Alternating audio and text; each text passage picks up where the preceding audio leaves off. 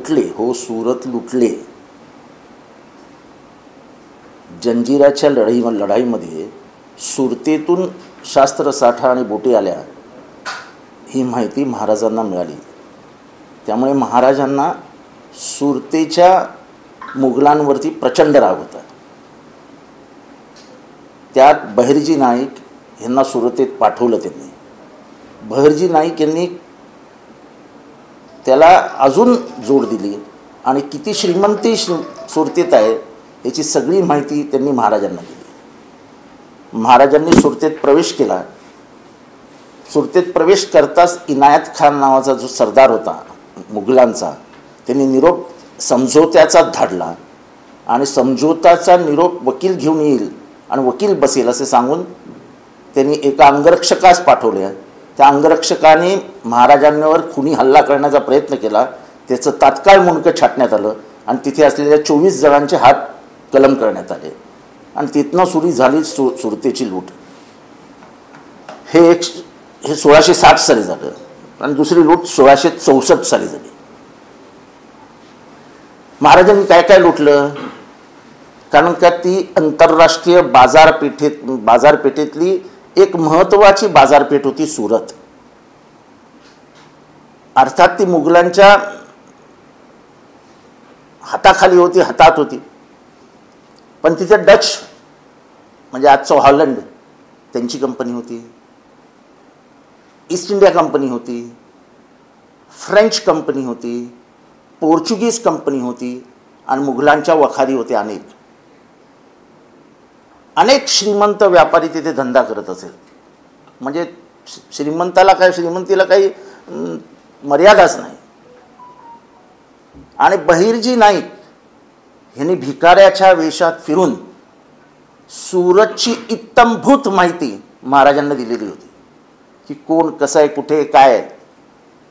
पण 2 माणसं जी त्यांच्या समोर देण्यात आली, नावं देण्यात आली, त्याच्यात एक फादर अँब्रोस जे ख्रिश्चन धर्माचे पादरी का काय म्हणतो आपण त्याला, आम्ही फादर म्हणतो, ह्यांच्या बाबतीत कळवण्यात आलं की ह्यांच्याकडे खूप धनसंपत्ती आहे. पण त्याबरोबर हेही सांगण्यात आलं की ते प्रचंड दानशूर आहेत आणि खूप गरिबांना मदत करत असतात. शिवाजी महाराजांनी तात्काळ निर्णय घेतला की त्या फादर अँब्रोसचं घर लुटायचं नाही. तसेच एक पारेख नावाचे व्यापारी होते, सुरतेतले सर्वात श्रीमंत व्यापारी. 1660 मध्येच त्यांचं निधन झालं होतं. आणि मिळालेल्या माहितीनुसार पारेख हा सुद्धा प्रचंड दानशूर होता आणि त्यांनी कायम चांगल्या कामांना मदत केली अशी माहिती मिळताच त्याचाही त्यांनी आदेश काढला की पारेखचं घर लुटायचं नाही, सोडून द्यायचं. कारण का तो वारल्यामुळे त्याची विधवा पत्नी तिथे होती. आणि महाराजांनी सुरत लुटलं, हो सुरत लुटलं. जे शरण आले त्यांनी आपली धनसंपत्ती त्यांच्या पायाजवळ ठेवली, त्यांना माफ केलं. पण जे आले नाहीत त्यांचं लुटून ते घेऊन गेले आणि ही सगळी धनसंपत्ती त्यांनी रायगडावर ठेवली. 1664ला पण त्यांनी सुरत लुटली. तर एकदा नाही 2दा लुटली, 2दा.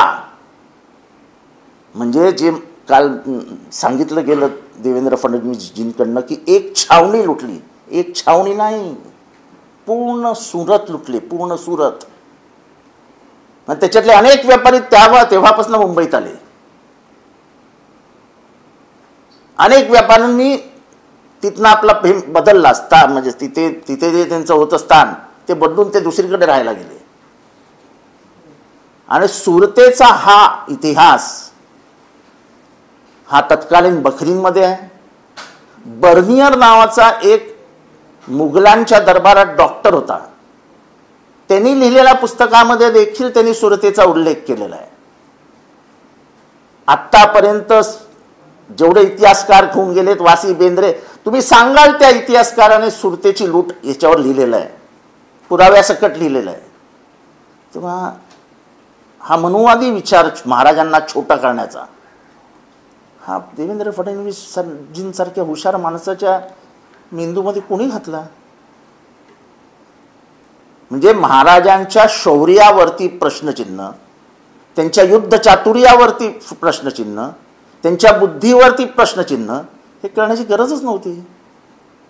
म्हणजे पुतळा पडला तर आता विषय दुसरीकडे वळवूया, हा तर प्रयत्न नाही ना.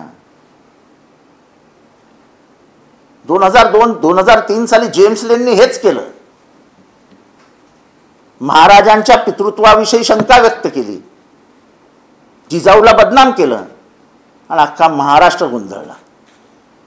आज फडणवीस साहेब जे बोलले आहेत ते कारण नसताना बोलले, कुठलंही कारण काही औचित्यच नव्हतं. आता बर्नियर लिहिलेलं पुस्तक, बखरींमधल्या नोंदी, ह्याच्यासाठी काँग्रेसने माफी मागावी कशासाठी? काय कारण? हे मनुवादी विचार हे महाराजांविरुद्ध कायम होते आणि असतील कायम. जेम्स लेनला माहिती देणारे 9 जण कोण होते अख्ख्या महाराष्ट्राला माहिती आहे.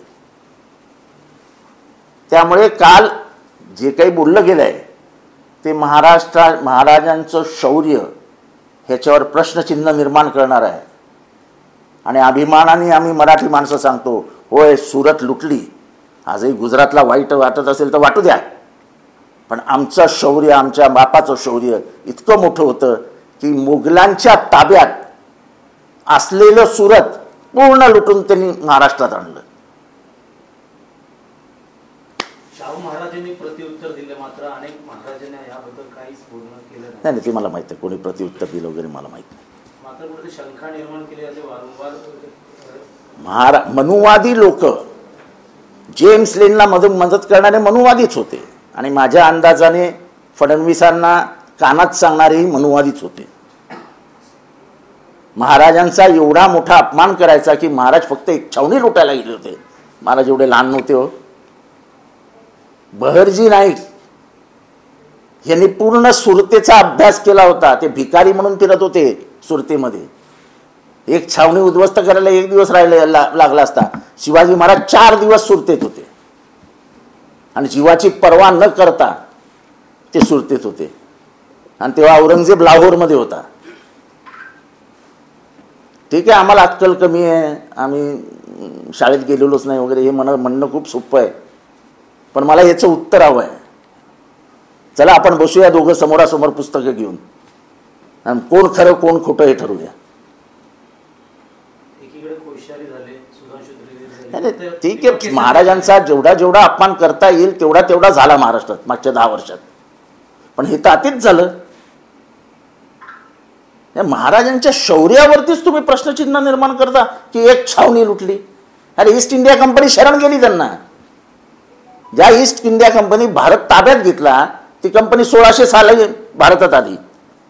ईस्ट इंडिया कंपनीची भारतातली स्थापना ही इसवी सन 1600 आहे. ती कंपनी शरण आली, डच शरण आले, पोर्चुगीज शरण. एवढं सगळं झाल्यानंतर तुम्ही म्हणता छावणी लुटली.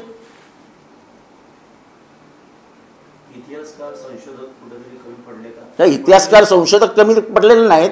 हे आत्ताचे नेते मुद्दामून इतिहासाचं विकृतीकरण करून समाजामध्ये संभ्रम कसा निर्माण होईल यासाठी प्रयत्न करतात. इतिहासाशी खेळू नका, बाकी कशाशी खेळा, इतिहासाशी खेळू नका.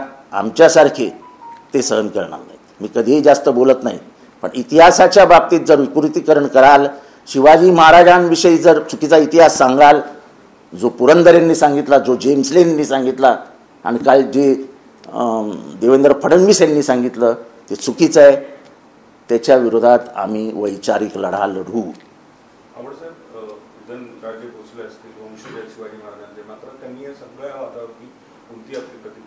मला काय करायचं?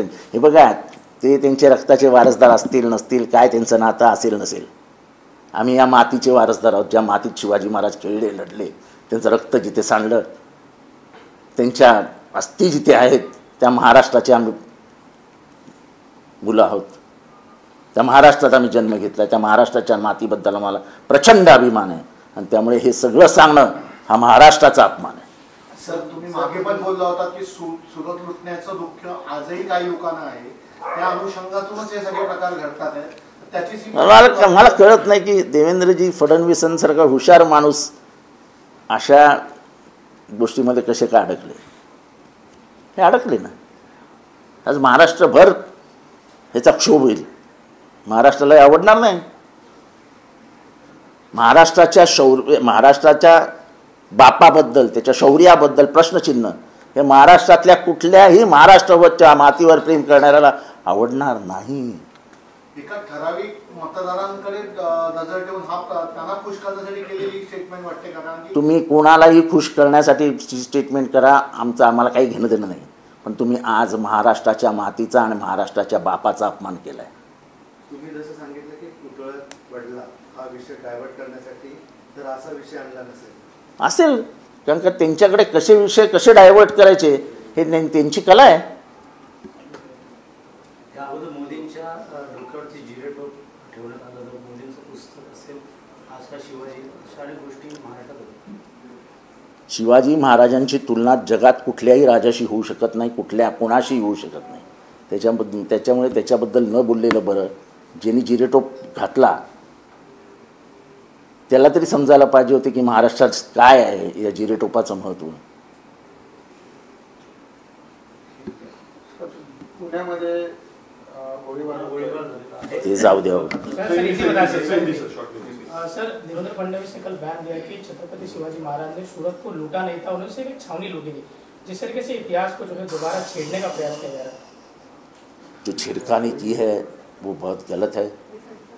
शिवाजी महाराज ने सूरत में जितनी भी कंपनियां थी, जैसे डच यानी आज का हॉलैंड, फ्रेंच, पोर्चुगल, मुगल, अंग्रेज़, इनको सबको लूटा था. वहाँ के अमीर नागरिक जो थे उनको भी लूटा था. उनके जो छुपकर मालूमात देने वाले बहरजी नाइक थे, वो 1 महीना सूरत में रहे थे और बारकाई से उन्होंने पूरी मालूमात शिवाजी महाराज को दी थी. और शिवाजी महाराज की महानता किसमें है? जब उनको बताया गया कि ये अमरोज ये बहुत अमीर है लेकिन वो बहुत दान धर्म करता है, तो उन्होंने उसको छोड़ दिया. एक पारेख नाम का आदमी जो सूरत में सबसे ज़्यादा अमीर था, 2 महीने पहले उसकी मौत हुई थी, तो उस बात को लेकर भी शिवाजी महाराज ने मालूमात ली, तो उनका पता चला कि ये बहुत दान धर्म करता था, ये पारेख लोगों को मदद करता था, तो उसको भी छोड़ दिया. और जो उनके पैर पे आके अपनी संपत्ति रखे गए उनको उन्होंने माफ़ करके जाने को बोला, पर जिन्होंने संपत्ति नहीं दी उनको लूटकर उनकी संपत्ति वो लेके गए, और उसका हमें गर्व है.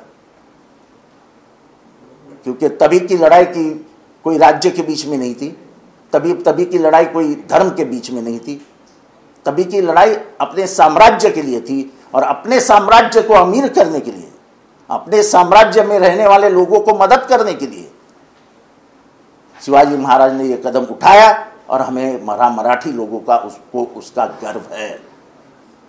आज जो कुछ उन्होंने कहा है ये मनुवादी इतिहास है, जो शिवाजी महाराज को हमेशा छोटा दिखाने की कोशिश करते हैं. ये महाराष्ट्र इसको भूलता नहीं है. आगे उन्होंने ये कहा कि मध्य प्रदेश में जब छत्रपति शिवाजी महाराज के पुतले को ढाया गया तो इस पर शरद पवार और उद्धव ठाकरे क्यों नहीं खड़े? देखो, किधर क्या हुआ और किधर क्या हुआ, आप इसका जवाब दीजिए. इसका आप जो बोले हो, आपने शिवाजी महाराज के शौर्य के ऊपर, उनके परंपरा के ऊपर सवाली निशान पैदा कर दिया. आपको शिवाजी महाराज का शौर्य कम नहीं करना चाहिए, उसको कम में नहीं लेना चाहिए. आगे उन्होंने कहा कि कांग्रेस ने हमें आज तक जो है गलत इतिहास, अरे ये इतिहास बर्नियर ने लिखा है, ये इतिहास तभी के जो इतिहासकार था उन्होंने लिखा है. अनेक इतिहासकारों ने यही लिखा है. इंग्लैंड के गैजेटियर में आज भी वो मौजूद है. सूरत के लूट की खबर अंग्रेजी अखबारों में छपी थी. आज भी वो कुछ पेपर उसके आप डाउनलोड करेंगे गूगल से तो आपको उसके पेपर भी, उसका गैजेटियर मिल जाएगा, पेपर भी मिलेंगे. तभी के टाइम्स ऑफ लंदन कौन सा था वो पेपर भी है, सूरत लूटेड. सर, ऑलरेडी जब महाराष्ट्र में शिवाजी महाराज को लेकर जो है माहौल जो है गरमाया गया है, ऐसे में उप मुख्यमंत्री का ये ऐसे विवाद वाला बयान आना, क्या जानबूझकर महाराष्ट्र का माहौल जो है खराब करने की कोशिश की? मुझे उससे कोई लेना देना नहीं, लेकिन देवेंद्र जी फडणवीस को शिवाजी महाराज के शौर्य के ऊपर, उनकी ताकत के ऊपर सवाल निशान पैदा करने का कोई अधिकार नहीं है। आसाम के जो सीएम है उन्होंने नमाज को लेकर एक टाइमिंग फीस का रिस्ट्रिक्शन दिया गया। वीडियो सर चलती ट्रेन में उधर बेल मिल चुकी है।